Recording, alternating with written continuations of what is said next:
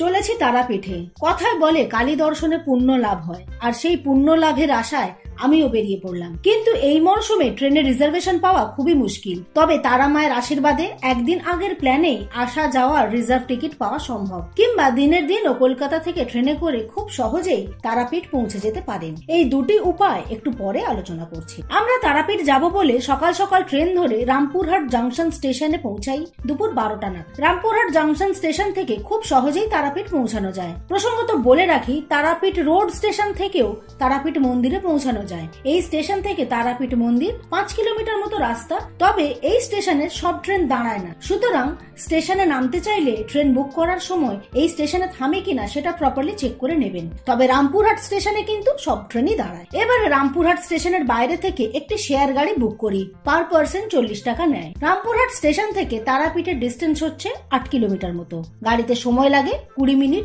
এবং রাস্তার কন্ডিশনও খুবই ভালো। এইবারে তারাপীঠ বেড়াতে গিয়ে আমরা বেনফিশের রক্তজবা টুরিস্ট লজে ছিলাম। তার বিস্তারিত ভিডিও আমার চ্যানেলে পেয়ে যাবেন। আমরা হোটেলে পৌঁছে ফ্রেশ হয়ে প্রথমেই চলে যাই তারা মায়ের দর্শন করতে। আমরা যে হোটেলটিতে ছিলাম সেখান থেকে তারাপীঠের মায়ের মন্দিরের দূরত্ব 500 মিটার। আমরা একটি টোটো করেছিলাম, পার পার্সন 10 টাকা করে নিয়েছিল। এবারে জেনে নেওয়া যাক তারাপীঠ মন্দিরে কি কি নতুন নিয়ম হয়েছে।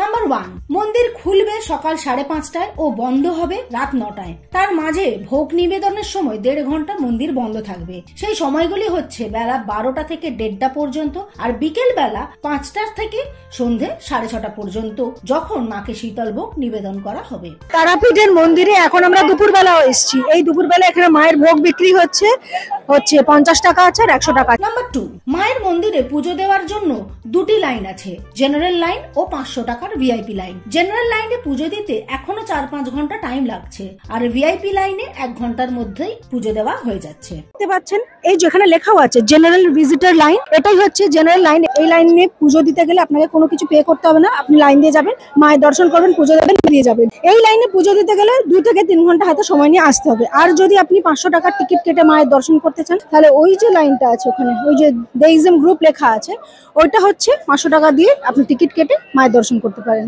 নাম্বার 3, মন্দিরের গর্ভগৃহের ভেতরে গোলাপ জল, সিঁদুর, আলতা ইত্যাদি দেওয়া যাবে না। নাম্বার 4, প্রতিমার চরণ স্পর্শ করতে দেওয়া হচ্ছে। নাম্বার 5, মন্দিরে মোবাইল ফোন নিয়ে ঢোকা যাচ্ছে না। মোবাইল গেটে নিরাপত্তা রক্ষীদের কাছে জমা রাখতে হচ্ছে। আর জেনারেল ভিজিটর লাইনেই কি আর নর্মাল পেমেন্ট করে আপনি যে লাইনটা ঢুকবেন, এখন কিন্তু মন্দিরের ভেতরে ফোন নিয়ে ঢোকা অ্যালাউড নয়।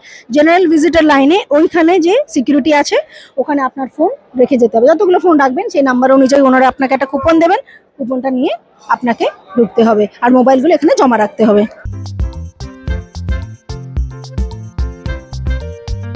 তারপর তারা মায়ের দর্শন করে ও আশেপাশের মন্দিরগুলি দেখে আমরা চললাম তারাপীঠের মহাশ্মশান দর্শন করতে। মন্দির থেকে বেরিয়ে গলির ভেতরে একটু হেঁটে গেলেই তারাপীঠের মহাশ্মশানটি পড়বে। তারপর তারাপীঠের মহাশ্মশান দর্শন করে আমরা মন্দিরের পিছন দিকে একটি গলি থেকে বেরোলাম এবং সেখানে একটি প্যাঁড়ার দোকান থেকে তারাপীঠের বিখ্যাত প্যাঁড়া কিনলাম। মায়ের মন্দিরের ঠিক পিছনের দিকে যে গলিটা, আমরা এখন সেই গলিটাতে আছি।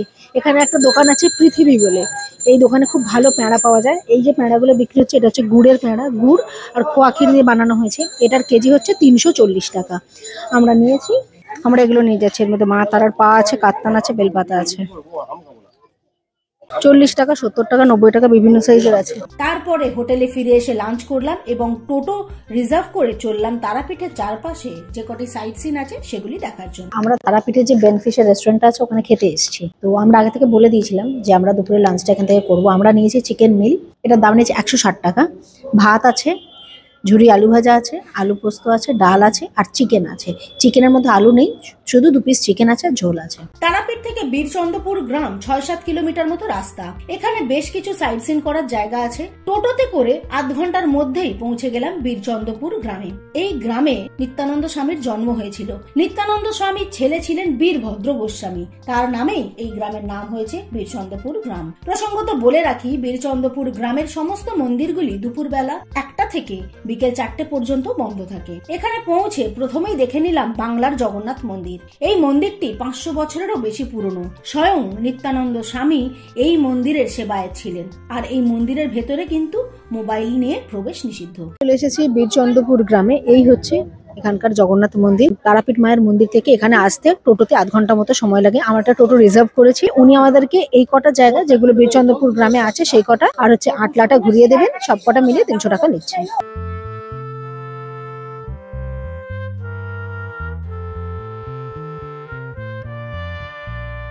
তারপরে দেখে নিলাম জগন্নাথ মন্দিরের পাশেই অবস্থিত বাঁকা রায়ের মন্দির। নিত্যানন্দ মহাপ্রভু তৈরি করা বিগ্রহই হলো বাঁকা রায়। বাঁকা রায়ের মন্দিরে সেই বিগ্রহই প্রতিষ্ঠিত আছে।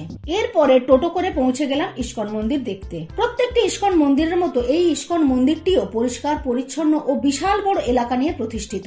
সিঁড়ি দিয়ে ওপরে উঠে গিয়ে রাধাকৃষ্ণের দর্শন করতে হয় এবং এখানে ভোগ প্রসাদ পাওয়ারও ব্যবস্থা আছে, তার জন্য আগে থেকে কুপন কেটে নিতে হবে। এরপরে আমরা চলে গেলাম নিত্যানন্দ মহাপ্রভুর জন্মস্থান, যাকে নিতাই ভবন বলা হয়, সেইখানে। এখানে গেটের কাছে মোবাইল ক্যামেরা সমস্ত জমা রেখে তবেই ভেতরে ঢুকতে দেওয়া হয়।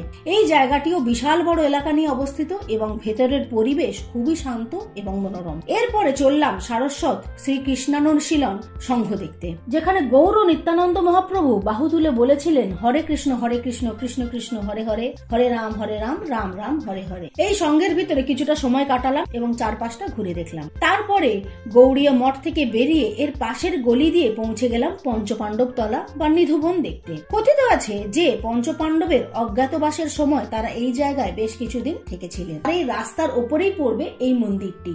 তারপরে দেখে নিলাম স্বামী নিত্যানন্দের অন্তর্ধানের জায়গাটি। নিত্যানন্দের মা গঙ্গাসাগর স্নান করতে চেয়েছিলেন, তবে নিত্যানন্দ স্বামী বৃদ্ধ মাকে গঙ্গাসাগরে নিয়ে যেতে পারেননি। এখানেই সর্বতীর্থকে আহ্বান করেছিলেন। এই কুণ্ডের জলে তাই মনে করা হয় সপ্ত নদী এবং সপ্ত সাগর বর্তমান। আমরাও এই কুণ্ডের জল মাথায় ছিটিয়ে নিজেদেরকে ধন্য করলাম। এখানেই আমাদের বীরচন্দ্রপুর গ্রামের সমস্ত সাইট সিনগুলি করা শেষ হলো এবং এরপরে আমরা চললাম তারাপীঠের চলমান শিব বামাখ্যাপার জন্মস্থান আটলা গ্রাম দেখতে। তারাপীঠ মন্দির থেকে 4 কিলোমিটার মতো রাস্তা।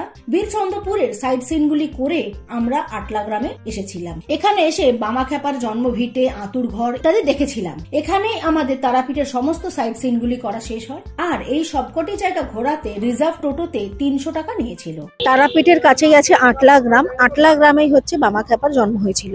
এবার এই আটলা গ্রামে আমরা এখন এসেছি। তারাপীঠ থেকে 4 কিলোমিটার মতো রাস্তা। এখানে 3-4টে বামাখ্যাপার বাড়ি আছে, সবকটাই নাকি আদি, সবকটাই অরিজিনাল, সবকটাই মাটির বাড়ি। আমি তো বুঝতে পারছি না কোনটা ঢুকবো। তারপরে হোটেলে ফিরে আসি ও ডিনার করে ঘুমিয়ে পড়ি। পরের দিন সকালবেলা শেয়ার গাড়িতে করে রামপুরহাট স্টেশনে পৌঁছে যাই। এইভাবেই আমাদের একদিনের তারাপীঠ ট্যুর শেষ হলো। এবারে জেনে নেওয়া যাক কিভাবে দিনের দিন বা আগের দিনের ট্রেনের কনফার্ম টিকিট পাওয়া যাবে। শিয়ালদা থেকে রামপুরহাট যাওয়ার বেস্ট ট্রেন হলো মা তারা এক্সপ্রেস, যেটা সকাল 7টা 20-তে ছাড়ে। এই ট্রেনের তৎকাল টিকিট আগের দিন বুক করে রাখতে পারেন এবং টিকিটও থাকে। ভাড়াও খুব বেশি নয়, 120 টাকা মতো। ফেরার সময় রামপুরহাট থেকে দুপুর 2:10 রামপুরহাট শিয়ালদা এক্সপ্রেস ধরে 6:45টার সময় শিয়ালদা পৌঁছে যান। দ্বিতীয়ত, যদি দিনের দিন তারাপীঠ পৌঁছাতে চান তাহলে হাওড়া থেকে বর্ধমান ব্রেক করে আসতে পারেন। প্রথমে হাওড়া থেকে 6:10 হাওড়া বর্ধমান লোকাল ধরুন ও 8:20 নাগাদ নেমে পড়ুন বর্ধমানে। তারপর বর্ধমান রামপুরহাট মেমু, যেটা 9:10 ছাড়ে, সেটাতে উঠে 11:35 রামপুরহাটে চলে আসুন এবং ফেরার সময়ও রামপুরহাট থেকে দুপুর 2:20 রামপুরহাট বর্ধমান মেমু ধরুন ও 5টা নাগাদ বর্ধমানে পৌঁছে যান। তারপর 5:20 বর্ধমান হাওড়া গ্যালোপিন ট্রেনটি ধরুন ও 7:45 নাগাদ হাওড়ায় পৌঁছে যান। এভাবেই একদিন আগে তারাপীঠ ট্যুর প্ল্যান করেছিলাম ও ট্রেনের রিজার্ভেশন পেয়ে গিয়েছিলাম। এখনো পর্যন্ত ভিডিওটি দেখার জন্য অনেক ধন্যবাদ। ভিডিওটি কেমন লাগলো অবশ্যই কমেন্ট করে জানাবেন। ভালো থাকবেন, আপনার যাত্রা শুভ হোক। জয় মা তারা।